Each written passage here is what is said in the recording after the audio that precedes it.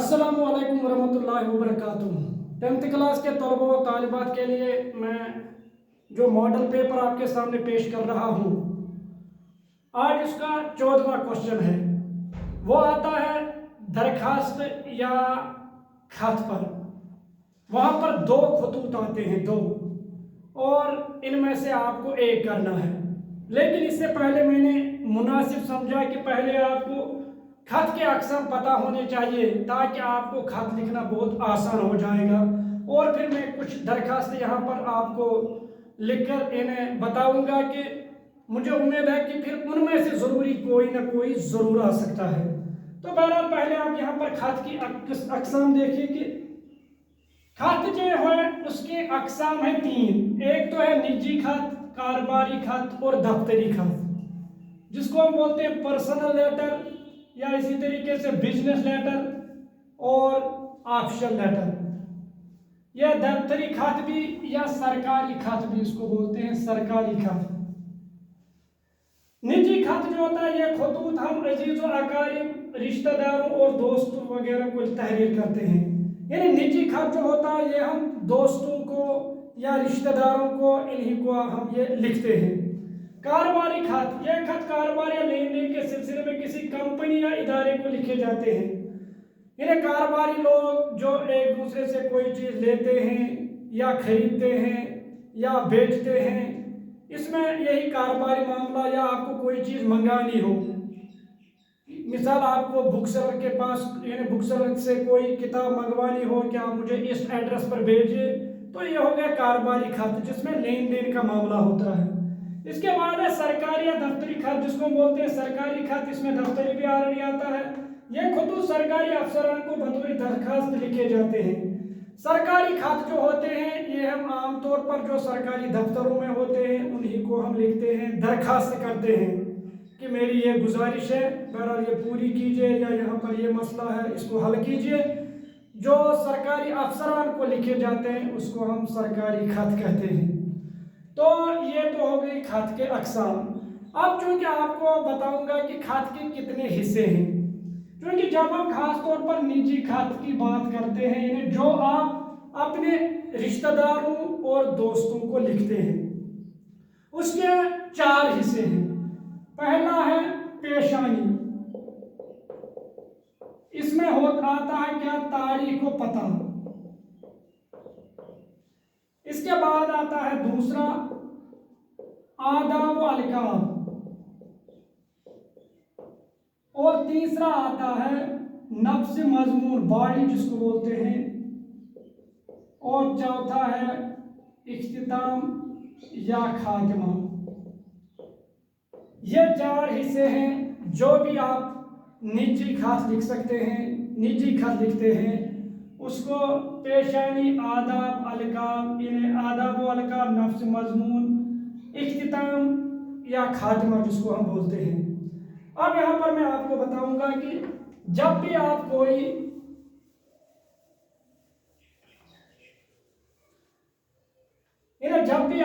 खत लिखते हैं, इनमें से निजी खत के बारे में, जब भी आप कोई खत लिखते हैं, तो आप क्या करते हैं निजी खत में, यहाँ पर आप दाएं साइड में तारीख को पता। अब यहाँ पर आप तारीख, इन्हें पहले आपको पता लिखना है। मिसाल में शोपियां लिखूंगा, इसके नीचे है आपको तारीख, आप कोई भी तारीख, मिसाल में लिखूंगा 12 फरवरी 2025 ईस्वी। तो ये हो गया पेशानी, तारीख को पता। इसके बाद आपको यहाँ पर लिखना है, आप वालिद को लिख रहे हैं, वालिदा को लिख रहे हैं, चचा को लिख रहे हैं, भाई को लिख रहे हैं, बहन को लिख रहे हैं, या दोस्त को लिख रहे हैं, वो इस पर डिपेंड है। अगर मिसाल आप बाप को लिखते हैं, तो आप यहाँ पर क्योबला वालिद साहब, क्योबला हम एजाज के लिए इस्तेमाल करते हैं, अस्सलामु अलैकुम। यहाँ पर आप नोट ऑफ इंट्रोगेशन इसके आखिर में लगा सकते हैं। अगर यहाँ पर आपको लिखना है कि भाई को आप खत लिखते हैं, तो आप मेरे प्यारे भाई असलम साहब, या या मेरे प्यारे, अगर आप दोस्त को लिखेंगे तो यहाँ पर आप मेरे प्यारे दोस्त वसीम, या दोस्त तक ही आप लिख सकते हैं, जरूरी नहीं है कि आप उसको मेंशन भी कर सकते हो, आप इतना ही मेरे प्यारे दोस्त।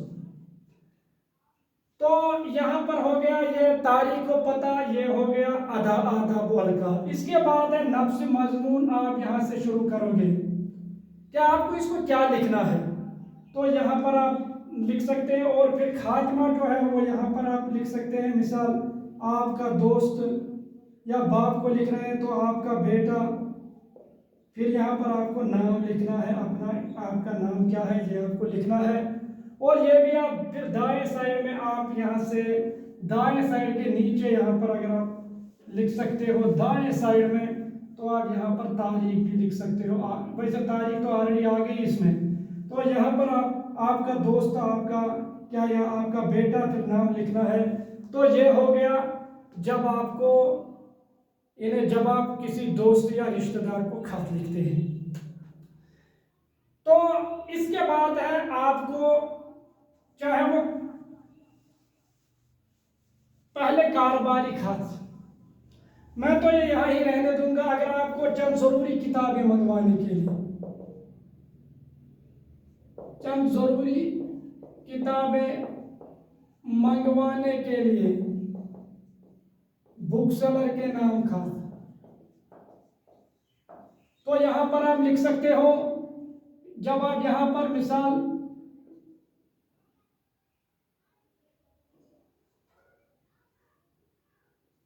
अली मोहम्मद मैनेजर साहब, अली मोहम्मद एंड सन्स, या हम वो लिखेंगे अली मोहम्मद एंड सन्स श्रीनगर, या कश्मीर बुक डिपो श्रीनगर। यहाँ पर अस्सलाम वालेकुम,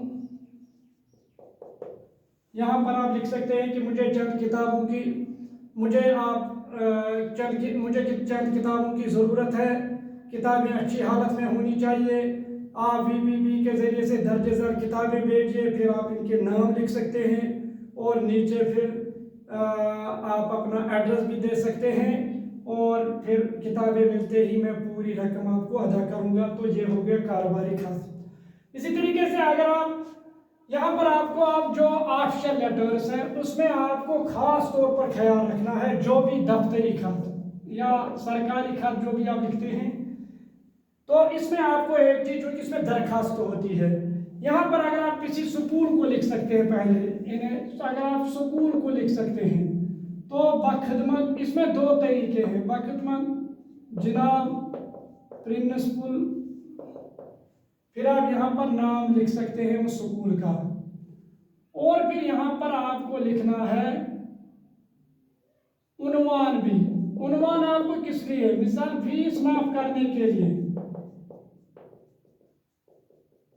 दरखास्त, और फिर यहाँ पर जनाब आली।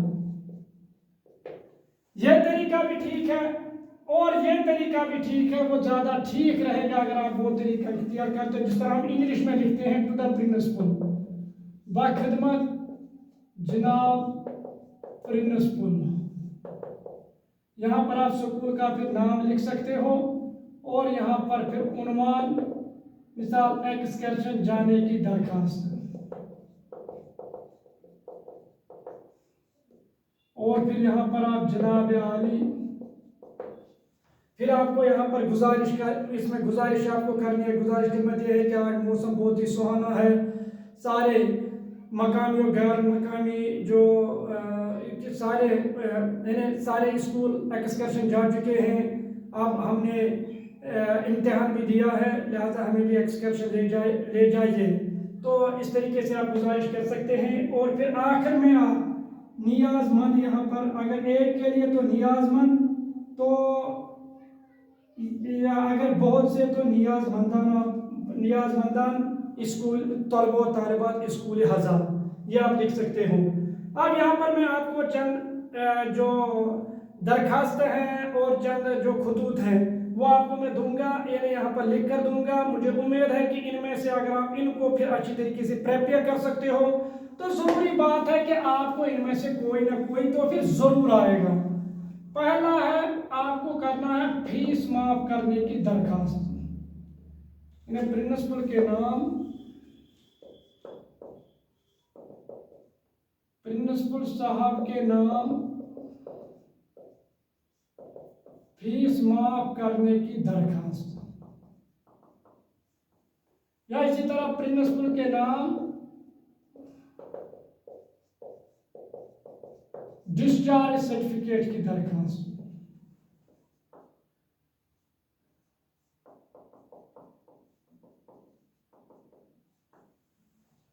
या इसी तरीके से पोस्ट मास्टर के नाम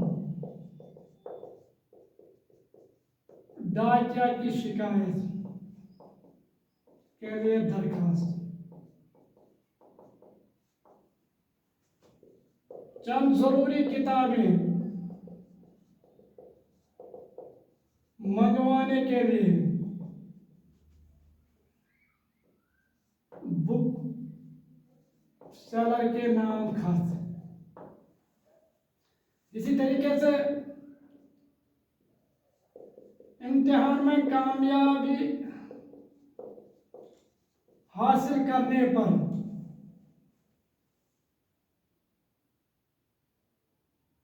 दोस्त को मुबारकबादी का खत।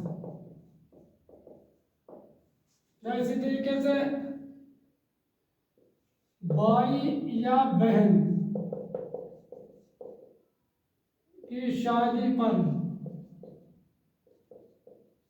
दोस्त को दावत देने का खत। इसी तरीके से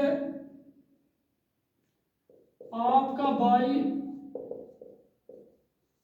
खेल कूद में ज्यादा वक्त सर्व करता है, उसको किताबों की तरफ ध्यान देने के लिए नसीहत भरा खत। इसी तरह आपका दोस्त जो है वो किताबों का कीड़ा बन चुका है और उसको पढ़ने के साथ साथ खेल कूद की तरफ तवज्जो देने के लिए खत। इसी तरह आपका दोस्त या हम बोलेंगे कि गैर रियासती दोस्त को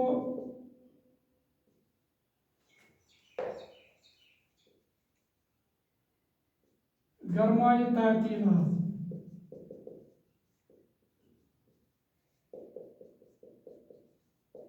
इकट्ठे गुजारने के लिए खत। अगर आप इनको अच्छी तरीके से प्रिपेयर करो और ट्राई भी दे सकते हैं, कोशिश भी कर सकते हैं इन खतूत को अच्छी तरीके से लिखने की, तो इनमें से अगर आप प्रिपरेशन करोगे तो इनमें से एक ना एक खत तो मुझे उम्मीद है जरूर, चाहे वो दरखास्त हो या खत, इनमें से जरूर आ सकता है। तो अगर आप इस तरीके से इनको अच्छी तरीके से प्रिपेयर करोगे, ये तो सवाल नंबर 14 आता है, यानी वहां पर 2 खत और इनमें से आपको एक करना होता है। इसी तरीके से जो सवाल नंबर 15 आता है, सवाल नंबर 15,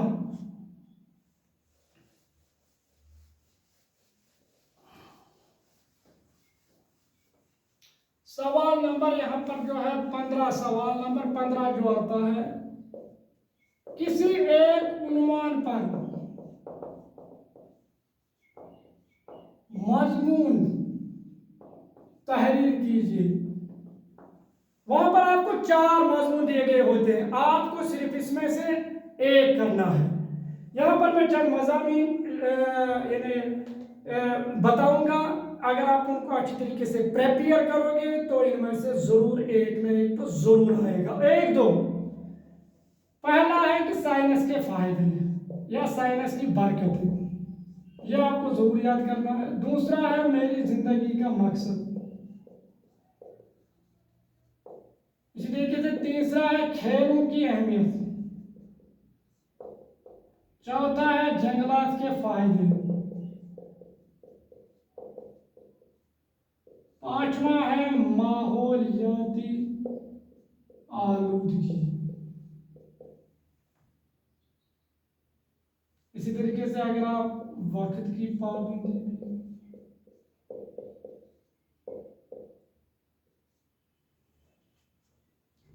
और 7वां है इल्म के फायदे। इल्म के फायदे के साथ साथ आप तालीमी निस्वां पर भी, तालीमी निस्वां भी अगर आप याद करोगे। इसी तरीके से साइंस की बरकतें, मेरी ज़िंदगी का मकसद, खेलों की अहमियत, जंगलात के फ़ायदे, माहौलियाती आलूदगी, वक्त की पाबंदी, इल्म के फ़ायदे, इनको आपको अच्छी तरीके से याद करना है। तो इनमें से कोई ना कोई एक दो तो ज़रूर आएंगे, और इसके भी 8 मार्क्स इसके आते हैं। जो दरखास्त है उसको तो 6 मार्क्स आते हैं, और इस क्वेश्चन को आपको 8 मार्क्स आते हैं। तो मजमून आप अच्छी तरीके से, इसकी इब्तिदाइया जो है वो, इसकी तमहीद अच्छी होनी चाहिए, और बीच में जो बाड़ी होती है वो भी अच्छी होनी चाहिए, और खात्मा भी बड़ा दिलचस्प होना चाहिए, और तरतीब को भी अच्छी तरीके से मलहूज़ नज़र रखी जाए। और इन मौज़ूओं जो ये मज़ामीन हैं आपको ये अच्छी तरीके से प्रिपेयर करने हैं, तो आप इसके 8 मार्क्स अच्छी तरीके से हासिल कर सकोगे। तो इस वीडियो में बस इतना ही। अब आखिरी क्वेश्चन जो है वो है 16वां, तो हम वो नेक्स्ट वीडियो में पेश करेंगे। तो मिलते हैं नेक्स्ट वीडियो में, तब तक के लिए खुदा हाफिज़।